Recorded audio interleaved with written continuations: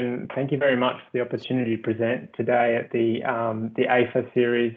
I want to acknowledge everybody that's here in the room today and say thank you for tuning in to my little lecture here, or my my contribution to this series. And I also want to acknowledge some of the other participants that have spoken here on this platform, including Bruce Mackay and Craig Roberts and others. But Bruce Mackay was my first CEO at Western Leisure Services, and I tuned in for him last week, I think he was on. Bear with me, I'll just share my screen. Right. Can everyone see that okay? Yep, all good, Alek. All right, thank you. Right, so for those that don't know me, my name's Alek Olszewski. It was a good attempt, Adrian, and I'll give you credit there. It's a difficult one to pronounce. I'm the Assets and Infrastructure Manager at Western Leisure Services, and it's a pleasure today to be talking about the practical application of the guidelines for safe pool operation. And I'm going to be talking about its particular application at one of our sites, which is in the city of Wyndham in Hoppers Crossing, Victoria, which is AquaPulse. So I want to take you on a little bit of a journey today on how we got to where we are. And that journey actually begins a long time ago, 5 years ago. But throughout that journey, I really want to highlight how the methodologies and the way that we apply GSPO has repeated itself time and time again, and especially highlight some of the journeys that we've made along the way, some of the learnings we've made along the way. But in order to sort of illustrate that point, let me just take you back a little bit and show you what AquaPulse is. So this is AquaPulse. AquaPulse is what Bruce Mackay would have termed a couple of weeks ago a big box leisure centre, and it's got everything that you would expect to have in a big box leisure centre, from water slides, you know, a big frontage. This is our 25-metre swimming pool and learn to swim pool that can be separated into 12 lanes. We also have aquatic splash park and recreation water. Again, water slides. This is World Alley and Pipeline, and very, very, very popular with kids on school holidays and those type of things. And we also have a warm water pool, hydrotherapy, spa, steam room and sauna. And over the back here in this shot is our 50-metre indoor pool. It's an 8-lane 50-metre indoor pool that was retained from the original centre on this site, with like many other facilities, has a boom, and vast majority of the time it's split into two 25-metre pools. But just to give you a bit of insight, when I started with Western Leisure Services, we barely had a company, and we also barely had a centre. This is what AquaPulse 50-metre pool looked like on my first day with the organisation, which was in December 2014. And this, to paraphrase Bruce again, was a little bit of my experience, as Bruce said, jumping from a hot air balloon without a parachute. This definitely felt like this for me as an operations manager stepping into an unknown.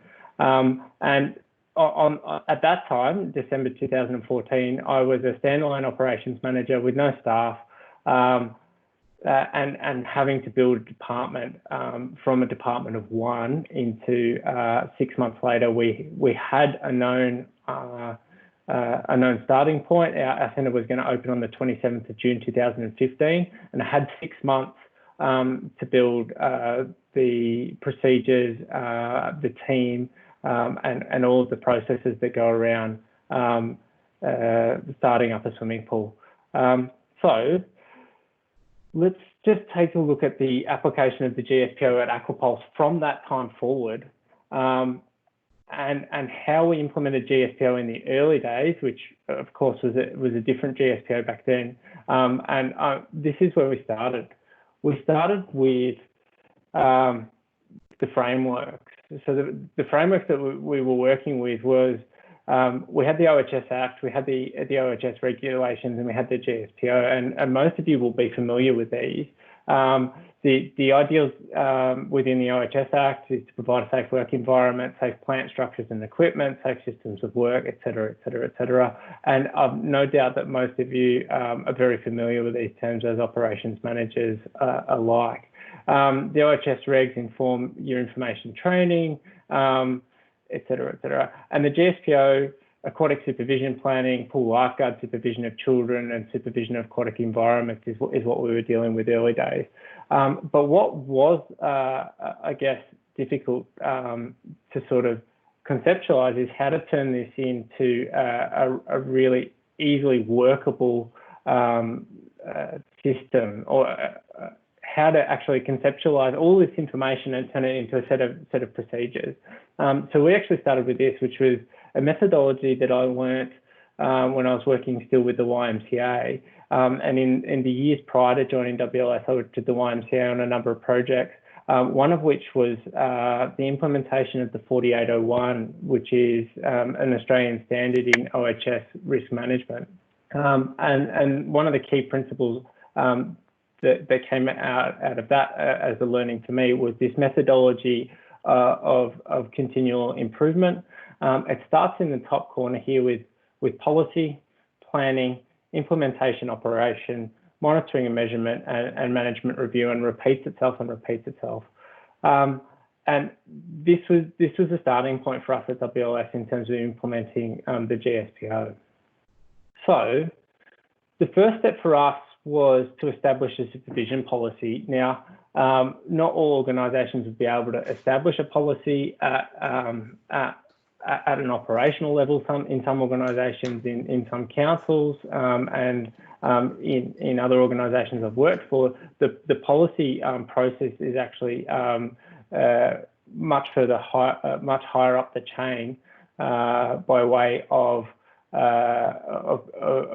the executive team or the members of board or the like.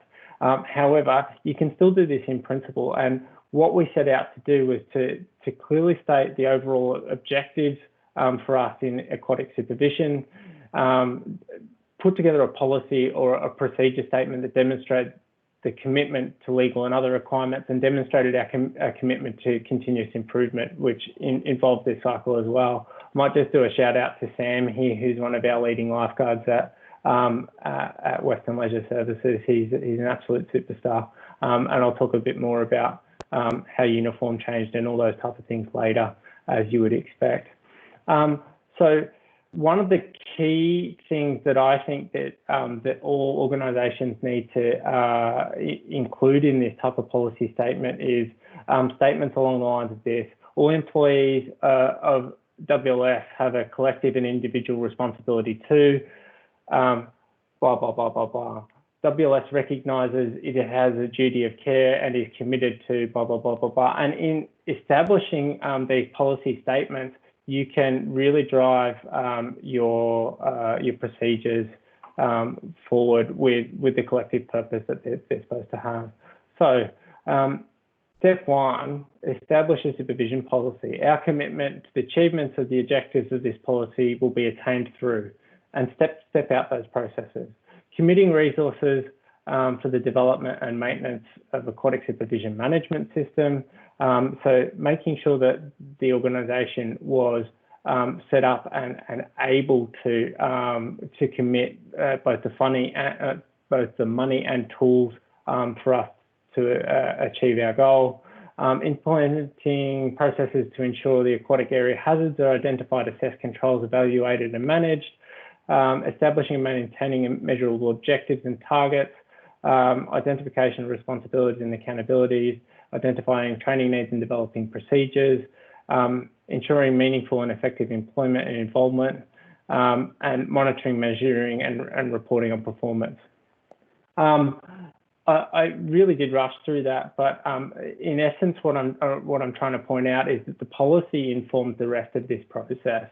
From there, WLS implemented its early supervision management system.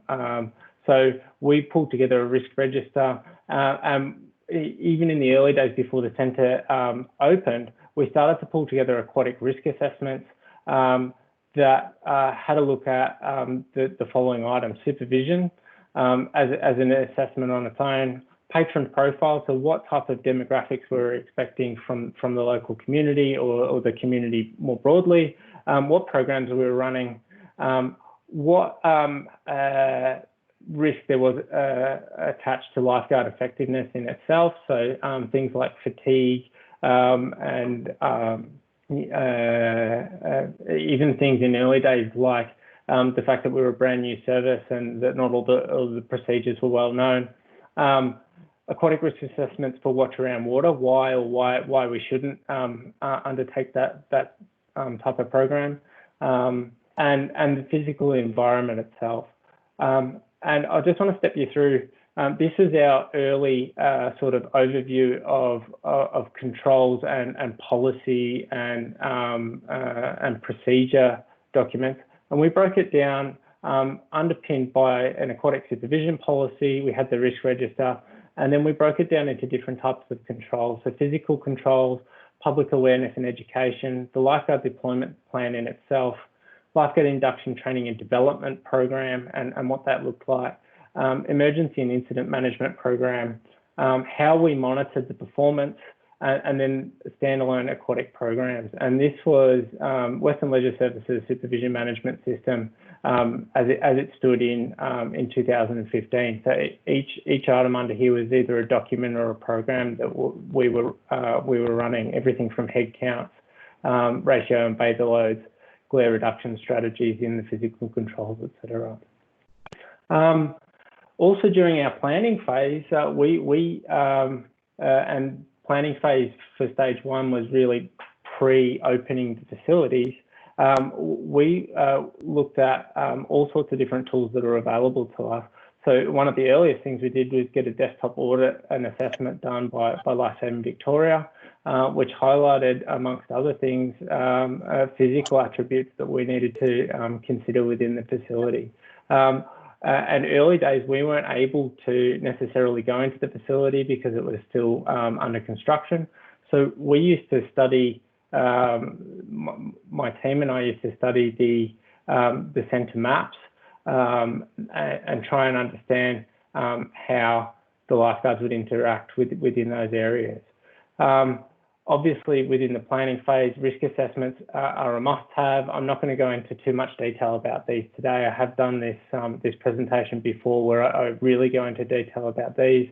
However, risk assessments are key to undertaking or implementing the GSPO at any facility. And you really need a risk assessment on everything. So anything that you could possibly consider goes on in the facility, just a risk assessment to understand and really pick apart what specifics can happen in each circumstance. During our planning phase, we also went hunting. So anywhere that we could, we went hunting for things. And so in the warm water pool, for example, and we didn't pick it up when we had a look at our maps, but when we finally got to the facility, we went, wow, there's these great whopping pylons in the middle of the warm water pool that are going to affect supervision. Not to mention the glass windows at the top end of the screen there. So some of our early, and this is our very first lifeguard supervision and deployment procedure version 1, had highlighted other line of sight issues within our pools, and you can see here. And this work was done by Aaron Moore, who was our first operations coordinator at Western Leisure Services and now works as operations manager at Splash. But even early days, we were investigating and searching out for things like this that we can include in our supervision plan.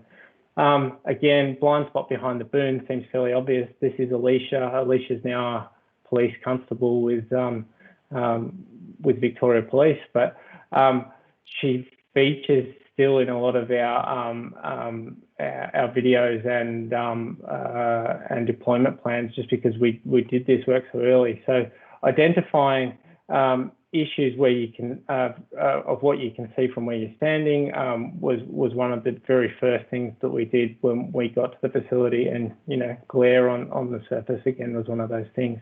I won't take credit for this drawing. This was Aaron Moore as well.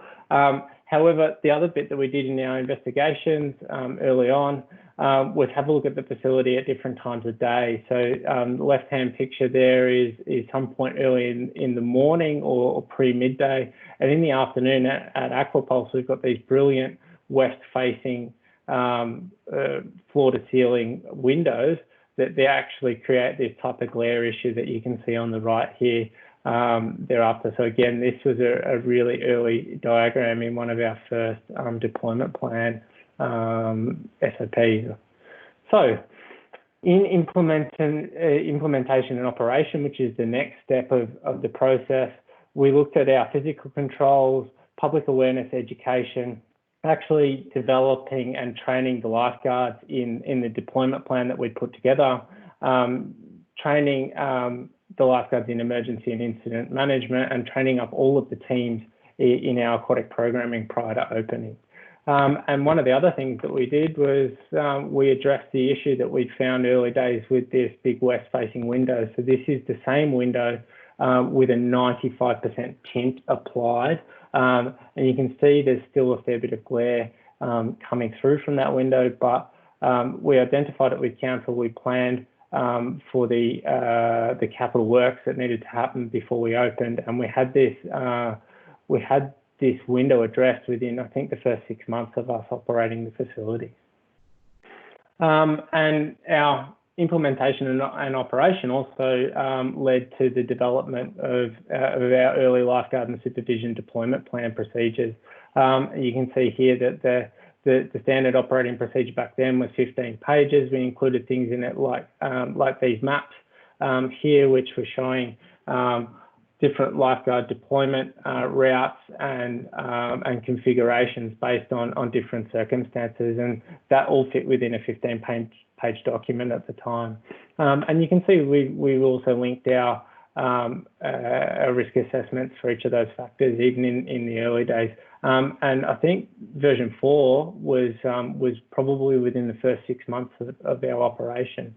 Some point along the line, in our implementation and operation process, we came across this joint standard operating procedure from Emergency Management Victoria. And essentially what it does is outline this process called a dynamic risk assessment. So what did we do at Western Leisure Services? Well, anything that we thought was a good idea, we bastardized. So early days, we introduced this process of a lifeguard supervision dynamic risk assessment process. So the concept being, assess the situation. Is there enough lifeguards to cover my area for what I'm required to do right this second? Yes, no. And if you get a yes, request the lifeguard to cover your area and go off and do a task. And if not, request assistance by contacting the CCM. CCM is our duty manager for assistance. And if you can't get the required assistance you need to be able to step off deck, if supervision is compromised, then we asked our lifeguards not to proceed with the task. So it was a really simple process of lifeguards self-assessing every situation, and we asked them to do this for everything. Can I go on a break? Well, have you done a dynamic risk assessment?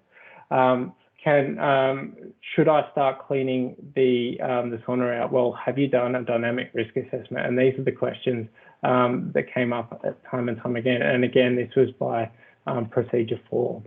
Implementation and operation. Some point along the line, we recognised the need for more leadership on pool deck to make sure that there was adequate supervision all of the time that we're on pool deck. Being a large facility that we had, the CCM or the duty manager was often in the plant room giving a break at the service desk or giving a break in the gym, and wasn't always available to deliver the supervision that was required on pool deck, even though this was a key point in the facility. And so what we did was we introduced an additional position on pool deck, and budget allowed for it, to have a on-deck supervisor at all times. So these are our first leading lifeguards back in 2017. It was an official photo shoot, so I apologise for flagrantly putting myself on the screen. However, the leading lifeguard's role was entirely to ensure that the supervision deployment plan was adhered to at all times. So they received extra training in our supervision deployment plan, and their job was to ensure that at all times we were meeting its intentions. And if you're in that situation, or if you're in the situation where you can introduce this type of position, it's been invaluable to us at Western Leisure Services. And along the lines, we took these types of learnings as well. Introduction of vests, before vests were a thing. We took the opportunity to innovate wherever we could by introducing the safety squad. This is our first iteration of safety messaging in multiple languages, but we had a big contingent of Wyndham community that English wasn't their first language, and a lot of people that had no concept that you wouldn't just float if you landed or if you found yourself in the swimming pool. So one of our early innovations, and this was actually developed by a colleague of mine, Sam Benfell, was to create this set of characters that we use in all of our safety messaging now, including Sally, the lifeguard, who's over the back here. This is Suki. One of these is Sid. The other one's Stephen. They all start with S. But our safety squad characters were introduced to tell safety stories, and the first iteration of this was in explaining how deep the water was in a real life full-size picture. So the water is literally this deep, and you can see Sid and Sid's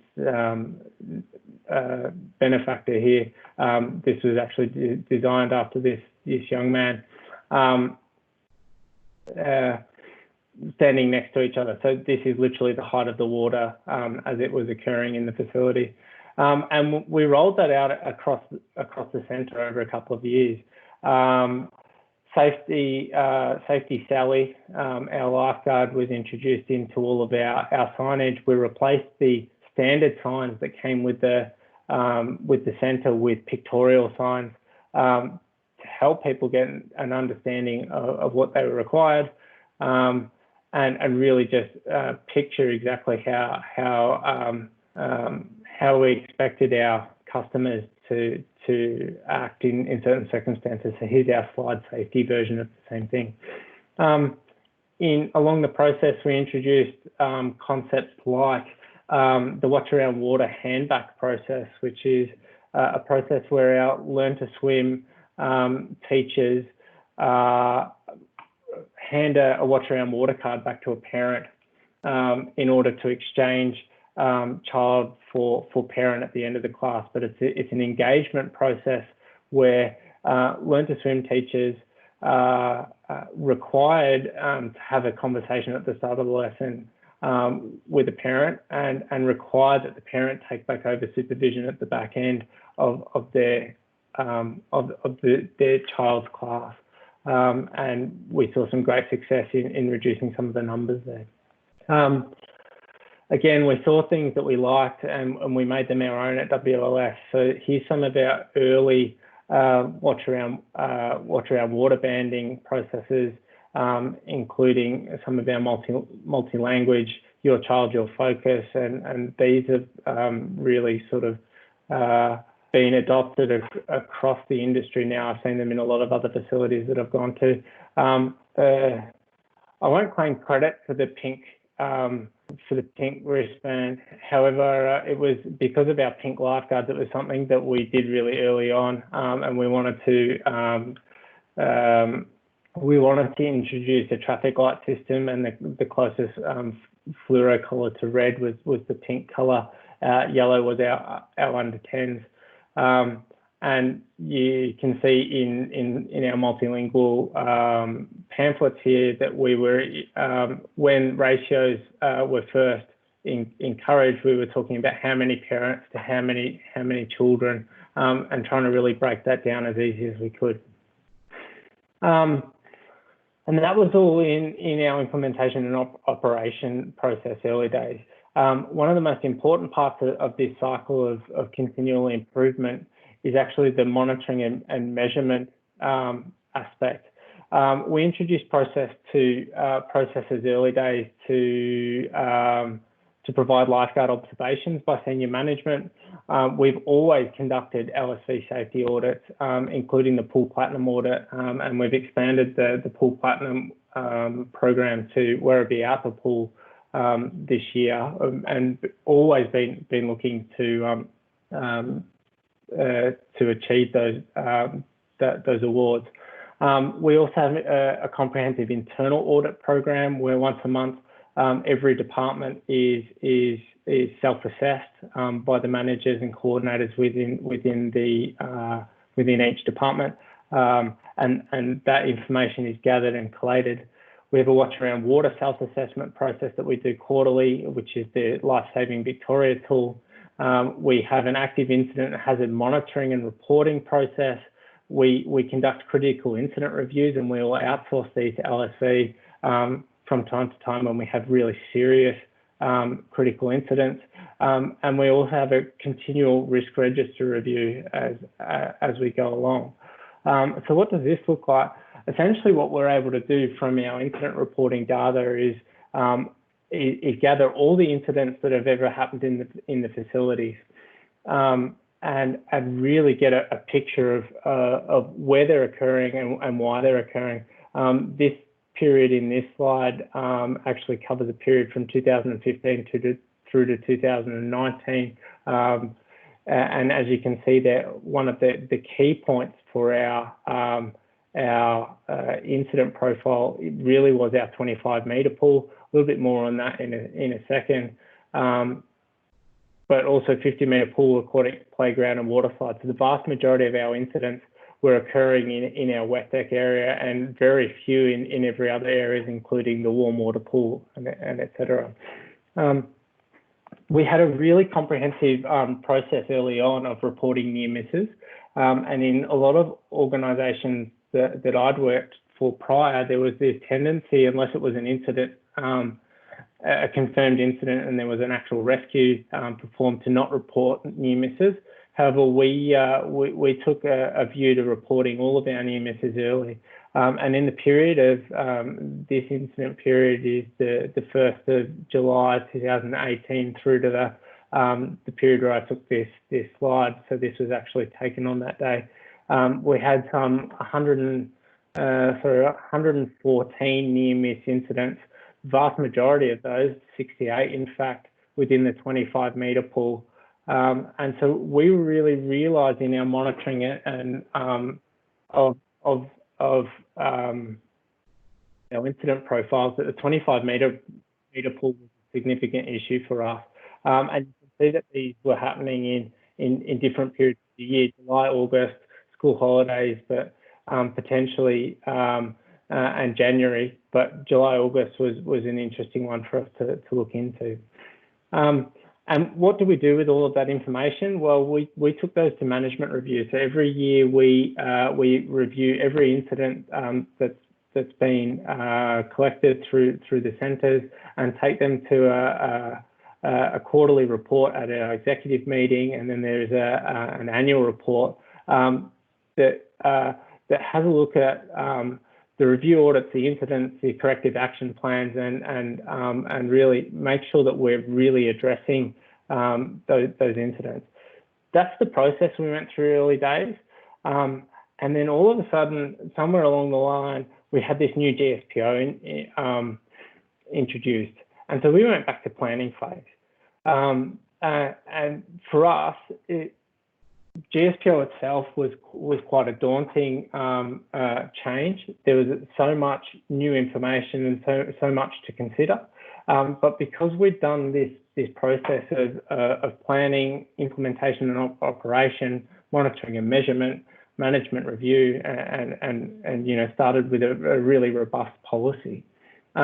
We were able to bite this off into really smaller chunks and implement things a lot quicker, I think, than perhaps some other organisations that I was privy to seeing their response to the situation. So, one of the first things that we did was we read every line of the guidelines for safe pool operations. We started to pull together what we called gap analyses, and from the gap analyses, we identified gaps in our processes and procedures, and even in facility design, and collated these into a large document of gap analysis. Each item was then individually risk assessed by the aquatic operations team, and a process was put around addressing each item. One of the things that we identified through that process was that our lighting was non-compliant. So the facility design GSPO talks to compliant lighting under the Australian standard, and we had this ongoing issue of glare from these lights that were directed at the pool at certain angles, and this is an evening just after we've closed in the main pool hall, and you can definitely see how much of an issue that this type of lighting may have had to adequate supervision of the swimming pools, not to mention the fact that at certain angles here, you can't even see the bottom of the pool. You're just seeing a reflection of a white ceiling above them. And in turn, as part of our planning process, of course, we raised this as an issue back to Wyndham City Council, who owned the building, and commissioned a pool lighting review in 2019. So the planning process there didn't just stop with what we could physically do, but it led to a capital works funding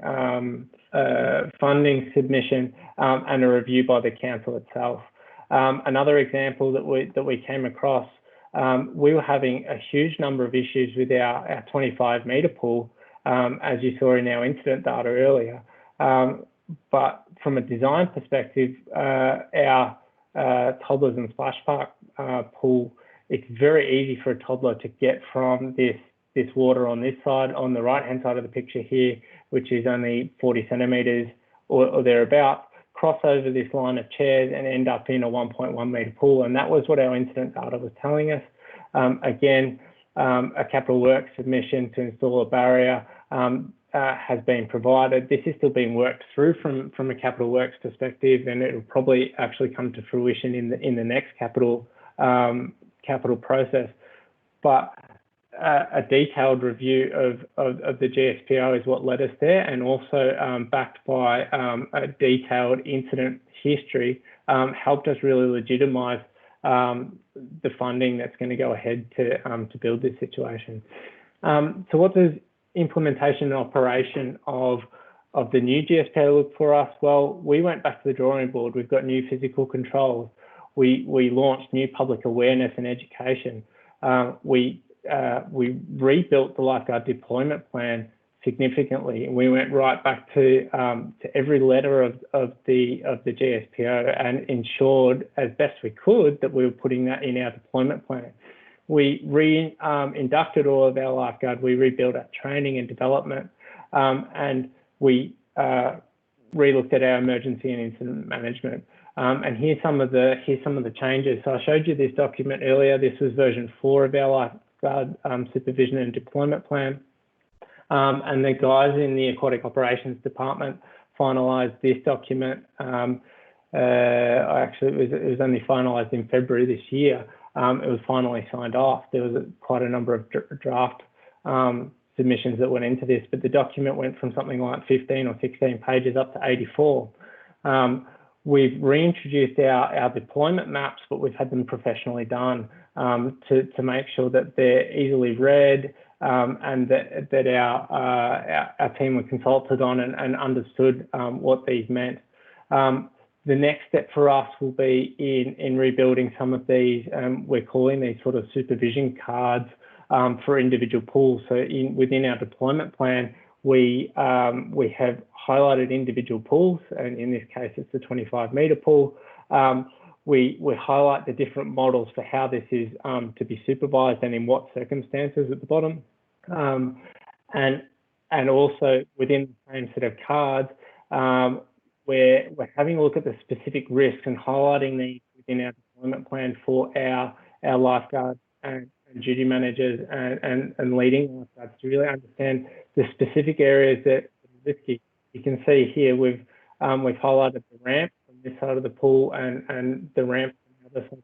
We've got a step in our 25-metre pool which could obstruct people. We've got stairs where kids can very easily be obscured or actually get out of their depth very quickly, etc. We took what we've done and re-educated the public in line with the new GSPOs. So this is again a very simple example of the change in the messages. Previously, it was just a your child, your focus wall. We took it to a your child, your focus, and stay within the arm's reach wall. We actually have this now, I think, in 10 languages, and we repeated this situation at the deep end of our 50-metre pool, just to highlight the change.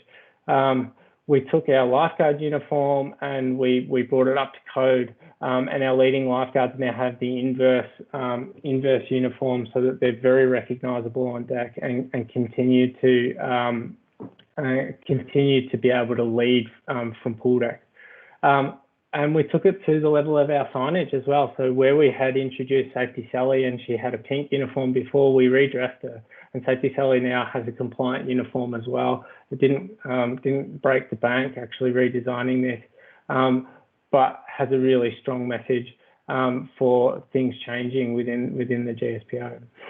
And finally, we continued to monitor and monitor our performance post-implementation of everything we did. This was the 2018-19 year and I showed you this slide earlier where we had and this is the near-miss data, we had some 114 near-miss incidents, the majority of which were within the 25-metre pool. And this was the year to date to the 1st of July 2019 through to the 18th of the 3rd, which is the last recorded near-miss incident, which was the day before we closed, if I look at this. Again, 25-metre pool is still weighing heavily on our mind, but we're reporting every near-miss. So it's every time a child got away from a parent or a parent was unable to locate their child. 34 of these were near misses that could have resulted in drowning and immersion.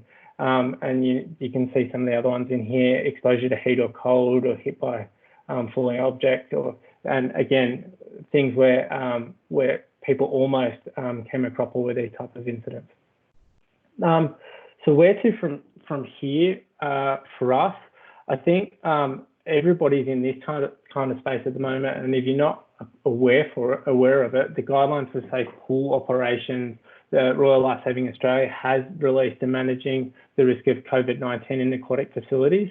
And we're probably all in this situation right now where there's a management review going on of what we're currently doing. There's planning going on for how to reopen the centres, and in some circumstances we're already in the implementation and operation phase for the COVID-19. But as I said earlier, if we can break it down into these 5 chunks, ensuring that your policy is up to date, planning for the circumstances, implementing and operating under the guideline of the planning that you're doing, making sure that you're testing according to your policy, and keeping this cycle going, I think we can very successfully look to reopen soon. One of the other bits that I wanted to really focus on at the back end of the presentation, and I'll finish up there shortly and break for questions, is that our Supervision and Deployment Plan, which is this document here, we took the opportunity to work with Lifesaving Victoria to get a comprehensive review done of this document. And the document itself that came back was it wasn't a surprise to us. So essentially, we did as best we could to deliver a standard operating procedure, lifeguard and supervision deployment plan that met the GSPO and all of its guidelines. And we've allowed LSV to independently assess ours, and we did this under a trial, and so we've been very privileged to be able to get this service as a gratis service. However, the essentially what LSV have been able to do for us is really pull this apart, point out any further gaps that we've got within this process.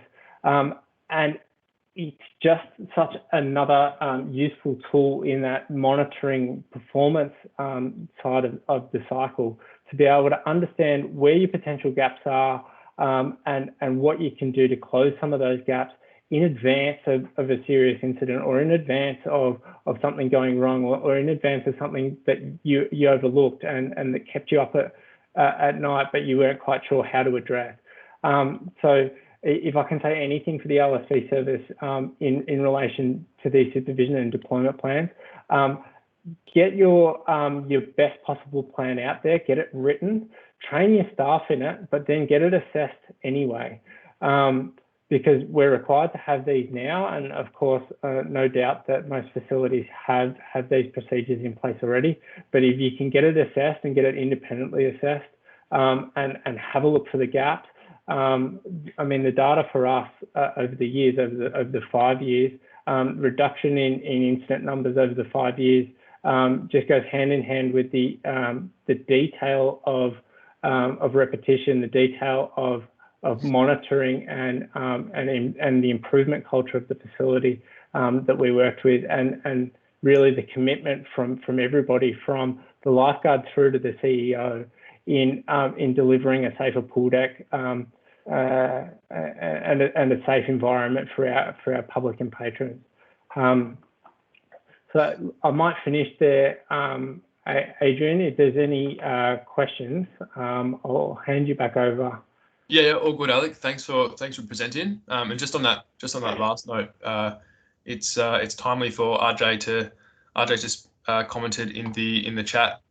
So for those who can read it, feel free to have a read. But for those who can't, for anyone at home, as of July 1st, 2020, the industrial manslaughter provisions of the OHS Act come into effect in Victoria. Yeah.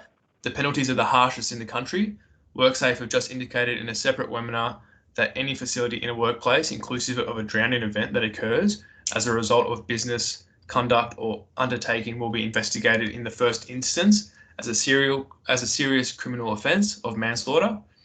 The max penalty is 20 years prison for an individual and $16 million in fines to an entity. What you have to do is take reasonable steps to mitigate risks. The GSPOs, what would be considered as reasonable and practical, as it is a document written by industry for industry, as the best practices that should apply. Therefore, it would be incumbent upon duty holders to ensure full compliance against the GSPOs, and or where non-compliance is known and unable to be implemented, that this is acknowledged and documented why it is unreasonable or impractical to comply. It would be our advice that these non-compliances are flagged and addressed at a CEO/board of directors/councillor level, who ultimately have ownership and control of the business or undertaking. So if you take that into consideration, if you're not aware of the manslaughter changes that are coming into effect, be sure to get on top of them. And if you have any questions around the supervision plan and assessment that LSV are conducting, please feel free to reach out. Prior to going into the Q&A, Alek, I just want to touch on the upcoming webinars, if that's okay. Yeah, please do. So I'm just going to share my screen once more.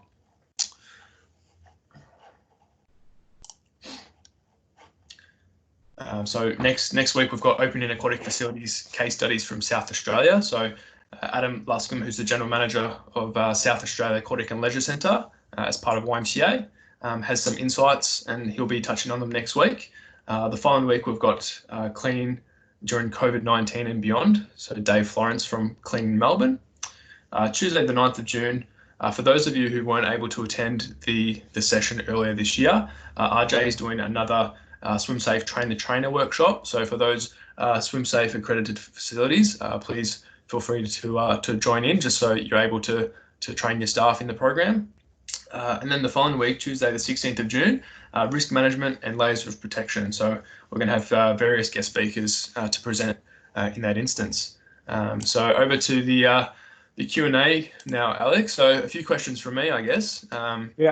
So Western Leisure Services continues to lead the way and innovate in respect to aquatic supervision, safety standards, and continuous improvement. And look, this is evident through what we've seen in the presentation, but also what you and the organisation have achieved over the years with your Watch Around Water Facility of the Year awards. How many years in a row have you got that one now? And I think we're up to 3. And yeah. Look, I don't want to boast about it too much, because I think what we did was practical, and any facility could implement it. We didn't do anything particularly special in that regard. However, it just seemed obvious to us to really push for absolutely the best that we could be in that space. So and we were thankfully recognised for it.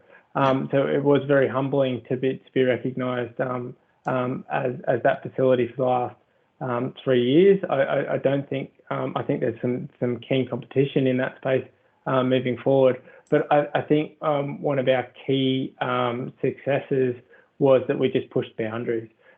Wherever we thought we could, we did.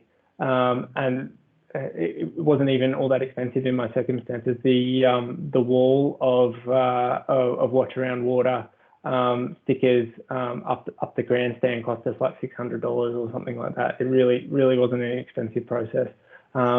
And we're happy to share those resources as well for anybody that wants to do it. Yeah. And congrats on getting the Werribee Outdoor Pool as part of the Platinum Pool program as well. So yeah, great to have your 2 facilities as part of the program. So what feedback do you have for facilities who want to stay ahead of the game? Well, look, I think, well, first of all, I'll just acknowledge the Werribee Outdoor Pool. That was a tremendous amount of work done by not me. So about almost 12 months ago now, I actually changed roles within the facility from operations manager to assets and infrastructure, and I stepped away from the lifeguard team. But in the last 12 months, led by Amy Cross and Jamie Washburn, who are aquatics manager and operations coordinator, or aquatic operations coordinator, respectively, they've really picked up what we started with WLS and run with it. And continue to implement and improve safety across these facilities. Again, with relatively little funding or anything like that, just good practice as we were going along. Your second question there was what tips can I give to facilities? I would say think outside the box. But also there's a lot of really good examples out there. And as I said earlier, we bastardized stuff that we liked from other industries. So Emergency Management Victoria, LSV's website, anybody that's in sort of the risk management space where you can apply a process that somebody else is doing well. It's very easy to copy somebody else if they've come up with the idea and do it better if you can see a way to do it better. But yeah, excuse me. Yeah.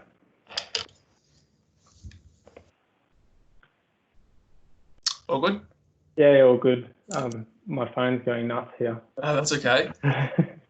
I guess the next couple of questions they can kind of join the questions, I guess. So it's what's on the horizon for Western Leisure Services, and I guess what does a COVID normal look like as well? Look for us, we're going through a really sort of rough time under the COVID provisions. I think like a lot of other organisations, we've had to stand down quite a number of our employees. So in terms of what does new COVID normal look like, the first thing I'd hope is that we can first redeploy all of our staff internally and hopefully soon towards reopening our facilities. Of course, with all of the standard procedures in place from social distancing and whatnot. We're preparing for situations where part of the facility will be open or just part of a aquatic area will be open at a time, and working around how to do that. And I think there's probably 4 key factors that are holding us back or that are a bit unsure at the moment. One definitely is the economics of those situations. I know a lot of facilities out there will be looking at their bottom lines or looking at their balance sheets and saying, right, to reopen this facility for 10 people that we can charge a certain service for will cost us or cost the facility hundreds of thousands of dollars, which is in the interest of the public, but which not in the interest of the finance managers at each of our facilities. So that's one of the struggles. The second is, of course, keeping the staff and retaining the staff and reintroducing staff that are trained and able to apply the restrictions as they come out. Notwithstanding the fact that the restrictions will change quickly, and it looks like in Victoria they're going to change every 3 weeks or so as things go on. But then additional preparedness, additional cleaning. I was putting together a cleaning submission to the Working for Victoria Fund the other day. Our cleaning costs look like they're going to triple, if not quadruple. Not that it's a cost, just that in order to continue operating the facilities, we're all going to need to change our habits in those regards. And then, getting back to our regular programming, like swimming lessons, is going to be particularly tough. And I think everybody in the industry is looking at how everybody else is going to do it, or planning for different circumstances. And I think that's one of the real quandaries of this situation, is that our young people, our kids and young people that are missing out on the education opportunities in the swimming pool, and because of that will come back a greater risk of drowning when the facilities do reopen. So not to mention things like fatigue and all the rest. So look, what's on the horizon for WLS? All of that plus what everybody else is doing. All good. Final question from me. What support can we offer? What support can LSV offer you? Look, I would strongly advocate for everybody to go and get their pool supervision plan assessed now, before you reopen, so that you have time for or time to re-implement the changes. I think, our report came back and we've got a fair bit of work there to do in order to make it compliant, but also it's a good opportunity whilst it's closed now to get that support, if you can afford it, and review those procedures. Not just if you can afford it, but if you can afford it in terms of time and resourcing now amongst your other planning. That would be the greatest level of support, but also, of course, we're going to need assistance with training and qualifying our staff as we come back in. Yeah, absolutely. All right, mindful that we've got a few minutes to the end of the session, so if anybody does have any further questions, please feel free to drop them into the chat. Alek, I just want to thank you for your time and your contribution today. Always a pleasure having a bit of a powwow with yourself. Thank you. So everyone's found it beneficial, and look, in terms of what you're continuing to provide to the community and the resources that you have for your staff, you're completely knocking my socks off. So it's great to see that these resources are available. If anybody has any suggestions or feedback, any questions, please feel free to email assessments@lsv.com.au, so the email on the screen. and we'll be able to provide you a bit more information. So, Alek, we'll give the crowd a couple more minutes to take the opportunity. If you just want to maybe post your email address in the chat as well, Alek. Yeah, I'm having trouble actually getting into the chat. I can't see it. Oh, right. So I'd be more than happy for you to pass on my email address. Yep, for sure. All right.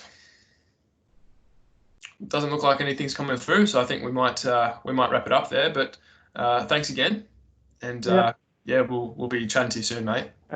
Thank you very much for the opportunity, and thank you for everybody for sticking around. All good. Thanks, Alek. Thank you. Yeah.